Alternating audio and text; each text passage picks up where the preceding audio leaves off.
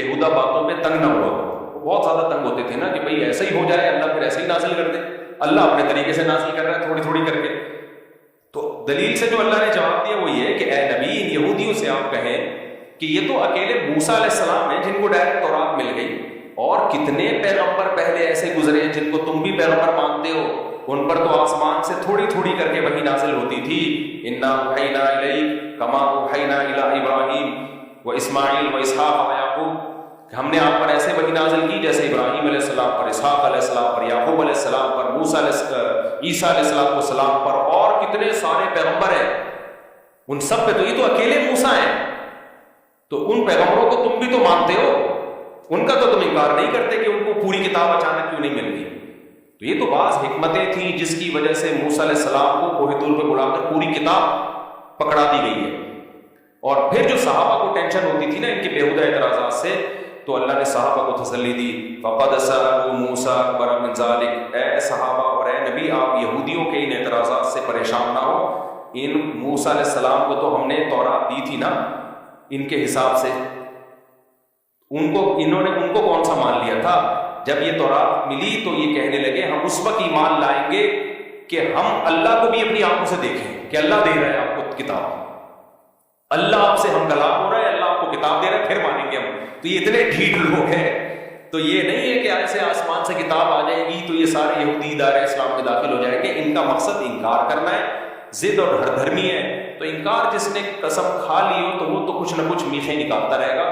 تو آپ کو اپنے کام میں لگا رہنا چاہیے, ان کے بیہودہ اعتراضات سے پریشان نہیں ہونا چاہیے. اس میں ہمیں ایک سبق کیا ملتا ہے بھائی, اگر ہم سیدھے راستے پہ چل رہے ہیں تو ہر اعتراض کرنے والے کے اعتراض کو لفٹ نہیں کرانی چاہیے, اور اس خوش فہمی میں نہیں رہنا چاہیے کہ اس کو اس اعتراض کا جواب مل گیا تو یہ اب نہیں کہ وہ کچھ اور نکال کے لے آئے گا, وہ کچھ اور نکال کے لے آئے گا. یہ ہمیشہ سے ہوتا آ رہا ہے. اور بہت احکام میں زبردست جلدی میں پیش کر دیتا ہوں. اللہ تعالیٰ نے اس میں کھانے پینے میں جو حلال چیزیں ہیں نا, گوشت میں جو حلال, ان کا بھی ایک اصول ضابطہ بیان کیا. آج یورپ امریکہ لوگ جاتے ہیں غیر مسلم میں سب چھوڑ چھاڑا دیتے ہیں, جو آیا کھا لیا, بسم اللہ پڑھ کے کھا لو سب حلال. ایسا نہیں ہے بھائی, بہت بڑی ٹینشن ہے غیر مسلموں میں حلال حرام کی فکر ہے. تب پاکستان پھر ہمیں نعمت لگتا ہے, وہاں دیکھنا پڑتا ہے ہر چیز پہ. تو اللہ نے فرمایا حرمت علیکم المیتہ, ہر طرح کا مردار, الف لام کا ترجمہ بنے گا ہر طرح کا مردار تم پر حرام. جو جانور اپنی موت مر جائے یعنی جس کو ذبح نہ کیا جائے وہ سب کیا ہے, مردار.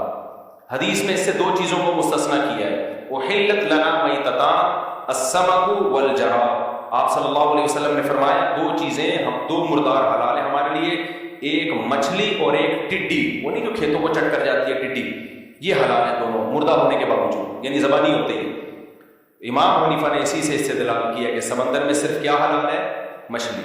ٹھیک ہے اختلافی مسئلہ ہے, لیکن اس میں امام ابو حنیفہ کا موقف بہت مضبوط ہے. آج لوگ فوراً کہہ دیتے ہیں کہ کیکڑا حرام ہے, اس کی کیا دلیل ہے.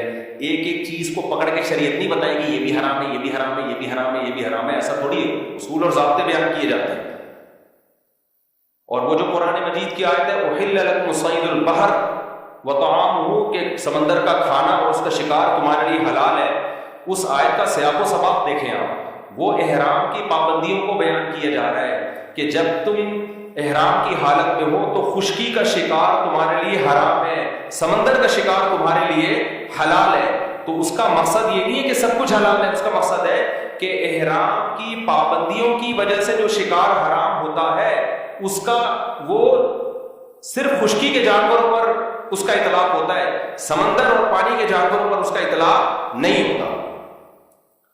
ورنہ اگر اس آیت کا یہ مطلب ہوتا کہ سمندر کی ہر مخلوق حلال ہے تو پھر سب سے بڑا سوال یہ ہے کہ صحابہ تابعین میں کوئی ایک ضعیف روایت بھی نہیں ملتی کہ کسی صحابی نے یا تابعی نے مچھلی کے علاوہ کسی چیز کو کھایا ہو, کہیں بھی نہیں ملتی.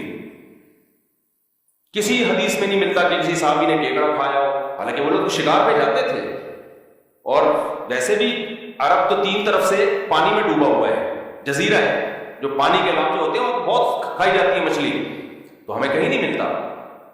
تو یہ بہت بڑی دلیل ہے امام حنیفہ کی کہ سمندر کی صرف مچھلی حلال ہے. پھر وہ مچھلی ہو بھلے ویل مچھلی ہو, وہ اتنی پھینکتی لمبی کہ ویل مچھلی فقہ حنفی میں حرام ہے, اپنی طرف سے پھینکتا رہتا ہے بیٹھ کے. کوئی حرام نہیں ہے بھائی، خود ہی پھینکتا ہے کہ میل مچھلی فقہ حنفی میں حرام ہے، پھر نیچے لوگوں نے اوپر نیگیٹو کمنٹس کیے ہوتے ہیں حنفیوں کو دیکھو، ابے تو پوچھ تو لو کسی حنفی عالم سے کہ حرام ہے بھی کہ نہیں ہے، جب مچھلی ہے تو کہاں سے حرام ہو گئی؟ خود منہ سے پھوٹ بھی رہے ہو مچھلی اور اس کو حرام بھی کہہ رہے ہیں، تو مچھلی ہو۔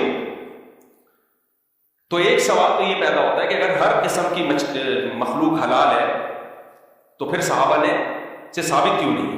دوسرا اس سے بھی بڑا سوال ہے کہ سمندر میں ایسا ایسا گند نکلتا ہے نا کہ وہ چائنا والوں کے علاوہ کوئی بھی نہیں کھا سکتا، پھر تو مگرمچھ بھی حلال ہوگا، پھر تو کچھوا بھی حلال ہوگا، مگرمچھ کے انڈے بھی حلال ہوں گے، کچھوے کے انڈے بھی حلال ہوں گے۔ آپ کہہ سکتے ہو کچھوا تو خشکی کا جانور ہے، تو میں خشکی کے کچھوے کی بات نہیں کر رہا، پانی کے کچھوے کی بات کر رہا ہوں۔ آپ کہہ سکتے ہو بھائی کچھوا پانی کے علاوہ باہر بھی رہتا ہے، مگرمچھ پانی کے علاوہ باہر بھی رہتا ہے، زیادہ ٹائم کچھوا اور مگرمچھ وہ پانی میں گزارتا ہے، تو ایسے باہر تو کیکڑا بھی آتا ہے۔ پھر تو پانی کی مخلوق اسے کہا جاتا ہے جو زیادہ ٹائم پانی میں گزارے، کم ٹائم پانی سے باہر۔ میں ابھی افریقہ تیسرا یا چوتھا چکر تھا، جنگلوں میں ہی رہا ہوں میں مگرمچھوں کو صبح سے لے کے شام تک ترستا تھا کہ تھوڑا سا باہر نکلا تاکہ ہم بھی تیری زیارت کر لیں۔ بہت تھوڑے ٹائم کے لیے باہر آتے ہیں، زیادہ ٹائم یہ کس میں گزارتے ہیں؟ پانی میں گزارتے ہیں۔ تو اس لیے صرف یہ کیکڑے کا مسئلہ نہیں ہے، اور ہم اس اختلافی مسئلے میں شدت نہیں کرتے، لیکن ہم اس لیے یہ اتنی مضبوطی سے بیان کر رہے ہیں کہ یہ ہمیں بیوقوف سمجھتے ہیں۔ پہلے زمانے میں جب اختلافی مسئلہ بیان ہوتا تھا تو کیسے ہوتا تھا؟ امام شافعی کیسے بیان کریں گے؟ بھائی میری رائے میں یہ کیکڑا حلال ہے، شوافی اس طرح بیان کرتے ہیں، ابو حنیفہ رحمہ اللہ کی رائے میں یہ جائز نہیں، ان کے یہ دلائل ہے، ہمارے یہ دلائل ہے، ختم۔ آج کیا کرتے ہیں یہ لوگ جو نئے نئے اسکالر آ رہے ہیں، مناظرے کے چیلنج، طنز، بدتمیزی، یہ اندھے مقلد ہیں، ان کے پاس دلائل نہیں ہے۔ ابھی وہ ایک قاری خلیل صاحب ہے نا، ان کا کلپ آیا کہ اتنا سخت لب و لہجہ اختیار کیا نا انہوں نے خواتین اور مردوں کی نماز میں فرق کے بارے میں۔ انہوں نے کہا میں قسم اٹھا کے کہتا ہوں حنفی لوگ جو عورتوں کو کہتے ہیں سمٹ کے نماز پڑھے، یہ اندھی تقلید میں کہتے ہیں۔ چلو ہم اندھی تقلید میں کر رہے ہیں، ابو حنیفہ کیوں قائل ہے عورتیں سمٹ کے نماز پڑھیں؟ وہ بھی اندھی تقلید میں۔ امام شافعی کیوں قائل ہے کہ عورتیں سمٹ کے نماز پڑھیں؟ وہ کس کی اندھی تقلید کر رہے ہیں؟ امام مالک جو مدینہ کے اتنے بڑے عالم، جن کو آپ بھی مانتے ہو، تابعین کے دور کے، تابعین کے دور کے، کیا وہ بھی اندھی تقلید کر رہے ہیں؟ حالانکہ وہ بھی کس کے قائل ہیں؟ عورتیں سمٹ کے نماز پڑھیں۔ امام احمد ابن حنبل جو امام بخاری کے استاذ ہیں، وہ بھی کس کے قائل ہیں؟ عورتیں سمٹ کے نماز پڑھیں۔ یہ سارے اندھے مقلد تھے، ایک آپ ہی دنیا میں آئے وہ قرآن و سنت کو سمجھنے والے، اور پھر دلیل کیا دے رہے ہیں؟ وہ میرا کلپ چلا دینا ان کے ساتھ۔ مجھے قاری خلیل سے ذاتی بغض نہیں ہے، آپ اختلافی مسئلہ آپ کی اگر رائے ہے تمیز کے دائرے میں بھی بیان کر سکتے ہو، لیکن یہ لوگ ایسے بیان کرتے ہیں کہ قرآن و سنت ان پہ اترا ہے، باقی پوری امت ہزاروں سال سے، صدیوں سے گھاس کھا رہی تھی، کسی کو قرآن و سنت سمجھ میں آئے نہیں ہے، ان پہ نازل ہوا ہے، یہ ہے جو ہمیں سمجھائیں گے۔ غلط مسئلہ اور اتنے کانفیڈنس کے ساتھ، اور دلیل کیا دی ہے؟ پہلے تو الزام لگائیں اندھے مقلد ہیں، اور دلیل کیا دے رہے ہیں کہ نبی صلی اللہ علیہ وسلم عورتوں کے بھی نبی تھے اور مردوں کے بھی نبی، تو جیسے نبی نے نماز پڑھی ہے عورتیں بھی ویسے ہی نماز پڑھے۔ دلیل سمجھ میں آئے؟ تو نبی نے تو سمٹ کے سجدہ نہیں کیا، تو عورتیں بھی سمٹ کے سجدہ نہیں کریں۔ قاری خلیل صاحب میرا آپ سے سوال یہ ہے کہ پھر حج بھی عورتیں ایسے کریں جیسے نبی نے کیا ہے؟ نبی عورتوں کے بھی پیغمبر ہے، مردوں کے بھی ہے، تو نبی نے تو زور سے لبیک کہا ہے، آپ کوئی صحیح حدیث دکھا دو جس میں عورت کو آہستہ لبیک کہنے کا حکم ہو، کوئی دکھا دو۔ آپ کہہ سکتے ہو عورت کی آواز کا پردہ ہے، اس پہ کوئی صحیح حدیث دکھا دو کہ عورت کی آواز کا پردہ ہے، ٹھیک ہے نا، ہم مان لیں گے، اس پہ بھی کوئی حدیث دکھا دو۔ دوسری بات یہ کہ نبی صلی اللہ علیہ وسلم صفا مروہ میں دوڑے ہیں، کوئی صحیح حدیث دکھاؤ جس میں نبی نے عورتوں کو صفا مروہ میں دوڑنے سے منع کیا ہو، ایک بھی حدیث نہیں ہے۔ حضرت عائشہ کے ایک قول ہے وہ بھی ضعیف، اور وہ بھی تو حضرت عائشہ کا قول ہے نا، نبی کا حکم تھوڑی ہے، اور وہ بھی ضعیف سند ہے، حضرت عائشہ سے ثابت نہیں ہے، وہ صحیح سند سے نہیں ہے۔ آج اگر کوئی آپ ہی کے مسلک کا اٹھ کے مولوی فتویٰ دیتا ہے کہ عورتیں صفا مروہ میں دوڑیں گی، اور اس لیے بھی دوڑیں گی کہ حضرت حاجرہ کیا تھی؟ عورت تھی، وہ تو دوڑی تھی، اور دلیل میں پھر احناف تو کھڑے ہو جائیں گے نا، شافعی، حنفی، مالکی اور حنبلی سارے کھڑے ہو جائیں گے، بولیں گے نہیں بھائی یہ چاروں فقہ اس پر متفق ہے کہ عورت چلے گی دوڑے گی نہیں، آپ کہو گے اصل میں یہ اندھی تقلید کر رہے ہیں، یہ نبی صلی اللہ علیہ وسلم کو صرف مردوں کا پیغمبر مانتے ہیں، عورتوں کا نہیں مانتے۔ تو کیا یہ آپ کی بات صحیح ہوگی؟ اگر صحیح ہوگی تو پھر آپ یہ فتویٰ دیں کہ عورتیں دوڑیں گی چلیں گی نہیں، اور ناصر البانی نے تو دے بھی دیا فتویٰ کہ دوڑیں گی چلیں گی نہیں۔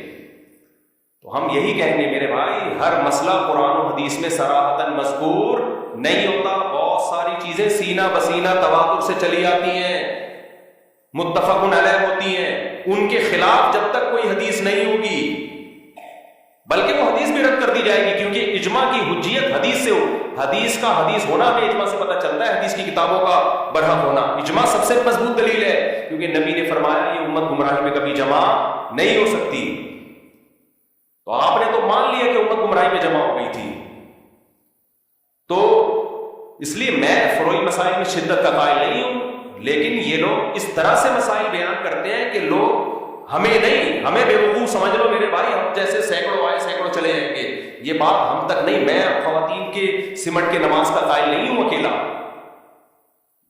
چاروں امام قائل ہیں جن کو پوری دنیا نے فالو کیا ہے، تو لوگ مجھے بے وقوف نہیں سمجھیں گے، لوگ کس کو بے وقوف سمجھیں گے کہ یہ امت گھاس کھا رہی تھی۔ امام بخاری کے استاد امام احمد بھی غلط، امام شافعی اتنے بڑے حدیث کے عالم وہ بھی غلط، امام مالک کا تو اتنا بڑا مقام ہے کہ تو اتنے فضائل حدیث سے ان کی فضیلت ثابت ہے، بہت ساری کچھ حدیثیں ایسی ہیں جو لوگوں نے امام مالک پہ منطبق کی ہیں کہ اس سے مراد امام مالک ہے، سب غلط۔ بھائی آپ اکیلے آ جائیں۔ تو اس لیے جو جب بھی خواتین اور مردوں کی نماز میں فرق کے بارے میں یہ دلیل پوچھا کرے نا کہ نبی سے دکھاؤ کہ عورتیں مردوں کی طرح یعنی سمٹ کے نماز پڑھیں گی، تو ان سے بولو آپ حدیث سے دکھا دو عورتیں چلیں گی دوڑیں گی نہیں، تو اسی وقت پروگرام کیا ہو جائے گا، بڑھ جائے گا۔ تو یہ رمضان ان باتوں کے لیے ہے نہیں، لیکن تکلیف ہوتی ہے کہ پہلے ہی لوگ مذہب کو فالو نہیں کر رہے، اور آپ ہمارے اتنے بڑے بڑے اسکالر سے لوگوں کا اعتماد اٹھا دو تو پروگرام تو امت کا بڑھ گیا، صحیح کا برباد ہو گیا پروگرام۔ جو امت جس طرف گئی ہے میرے بھائی اسی کو فالو کرو۔ تو یہ میں اس لیے یہ سمندر کی چیزیں حلال ہے حرام ہے، یہ اختلافی مسئلہ ہے، اس میں شدت نہیں کرتا۔